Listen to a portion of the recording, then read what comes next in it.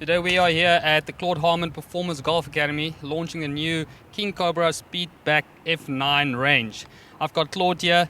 Claude, are you happy bringing Cobra Puma to this facility? Yeah, I mean, it's amazing, to have the opportunity to have everybody kind of see the brand now, and kind of for Cobra and Puma to have a home here in Dubai and in the Middle East. I mean, I think it's going to be fantastic. The equipment is so good, and I think when people get an opportunity to see it and get to test it like they are today, I think it's going to be exciting to see some more Cobra in the bag. Great. You've been gaming these a little bit earlier than all of us. What are your thoughts? Well, I mean, we got them early. Ricky's been testing it really since about November. So in the off season, we kind of take a look at the numbers and kind of see what we were going to see. He loved the look of it, first of all. I mean, I think the color scheme, we didn't quite kind of know what to expect, the yellow and the black, but once we got it and then got the finished product, I think it looked fantastic. Ricky liked it so much that he talked the guys in at Cobra HQ to have them put it in Las Vegas, and Bryson did the same. Bryson went out and won with it the first week he had it in the bag. I mean, the cool thing is, I think it's a leap forward from the last driver and the last generation. The CNC milled face is really the thinnest, hottest face that Cobra's ever produced. And all of these things, the 360 arrows on the top, so we've got all of these ridges here, and the way that this is kind of raised here at the back, this kind of skirt, it acts as like, that center of gravity. Yeah, and it lowers the center of gravity, but it also, everything about the golf club, and the reason why they called it the Speakback, it's designed to make the golf club work faster. So through the aerodynamics, through the low center of gravity, through the thin, hot face. And that was the thing we noticed when we were testing with Ricky, and I watched Bryson hit it as well. The speed kind of jumped a little bit, and then they immediately said, listen, we're going to put it in the bag. And anytime a player wants to put a driver in the bag before it's been launched, that's a good thing. I agree, 100%. Also, I see they've added the CNC milled face and the fairway wood.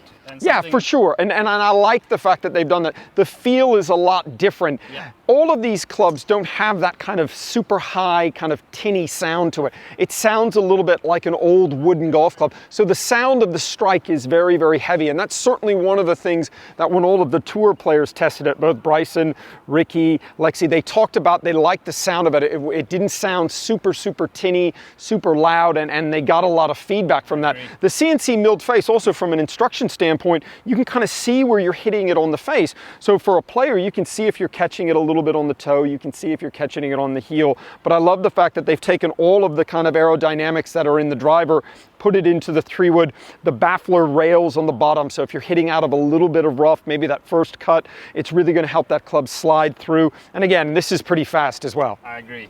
One interesting thing you told me earlier, which I was surprised, is you gaming the one-length irons. I went to one length about 2 years ago. I had back surgery and it struggled with my back for a long time. And, I'll pretty much do anything to try and, improve what I'm doing. The length of it, Bryson uses these as well. Bryson's obviously a little bit different lie configuration, but this is the 7-iron and this is the 5-iron. So throughout your set of golf clubs, 7-iron is going to be the length of all of your irons. And as an instructor, I'm always working with players, if we look at their game, say, listen, let's go ahead and hit a couple with your 7-iron, because that tends to be a club that people can control. I think most people's favorite golf club to practice with is a 7-iron. So as the clubs get longer, I think what it does is it lets the golf club be a little bit more easy to control, a little bit more easy to manage. I like the fact that they've made the one length now in this black kind of finish with the black shaft. So the cool thing about Cobra as a company, the way they kind of push the envelope, it's important, as the players always say, it's important that the golf clubs look really cool. And if they have a golf club that they like the look of, they're going to love putting it in the bag. And I think what they've done with this black shaft and the black carbon finish on the head, it just makes it look really cool, kind of stealthy.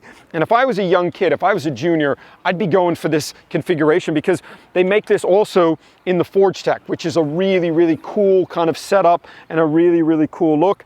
And then you've got the new F9, which, I mean, this thing is a rocket. I mean, 33 grams of tungsten, both kind of combined on the toe and the heel, and then a really high MOI, but low CG. Ricky tends to play with, this is very much of a blade. So this is kind of his kind of model, kind of smaller head, but he liked it so much that he put the 4-iron, which you would think would be a game improvement club, straight into the bag. And the ball speed numbers that he's getting with his 4-iron are rivaling kind of where he was with his 3-wood. So I think across the range, the whole idea behind all of this is speed.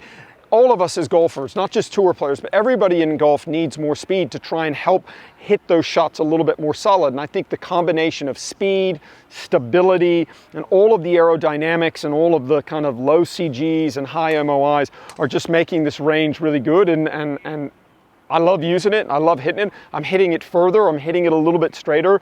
But the F9 Speedback driver, I think it's going to be really, really cool to see how many people put that in the bag. I think this is driver to beat 2019, to be honest. Without a doubt. Claude, thanks for having us here today and launching this product. Absolutely. Good luck with the Academy going Thank forward. you. There you go.